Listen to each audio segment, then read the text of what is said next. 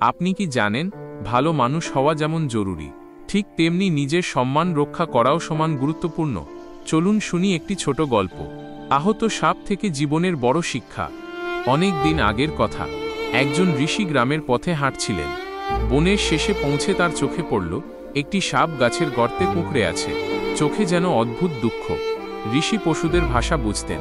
তিনি সাপটির কাছে এগিয়ে এসে আলতো স্বরে বললেন, বন্ধু, এত মন খারাপ কেন তোমার? সাপটি ঘাড় তুলে বিষণ্ণ চোখে বলল, দেখুন ও বাচ্চাগুলোকে, ওরা হাসে, খেলে, আনন্দ করে, কিন্তু কেউ আমার কাছে আসে না। আমি খুব একা। সাপের চোখ বেয়ে টপটপ করে জল পড়তে লাগল।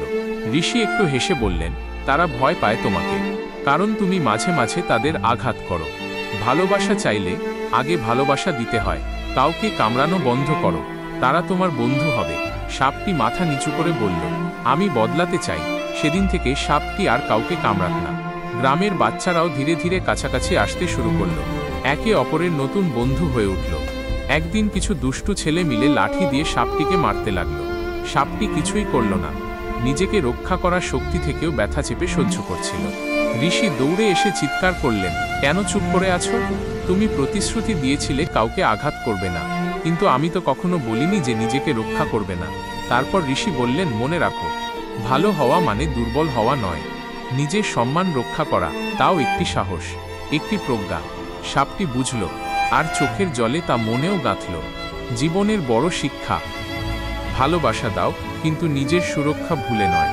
ভালো হও, কিন্তু দুর্বল নয়, কারণ তুমি মূল্যবান, একেবারে অমূল্য। ধন্যবাদ গল্পটি দেখার জন্য। আপনি যদি জীবনে এমন কারোর কথা ভাবেন যে খুব ভালো কিন্তু নিজের জন্য দাঁড়াতে ভুলে যায়, তাহলে এই গল্পটি ওর সাথে শেয়ার করুন।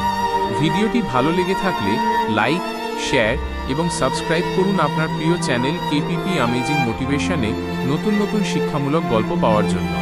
আবার দেখা হবে পরবর্তী ভিডিওতে। ততক্ষণ পর্যন্ত ভালো থাকুন।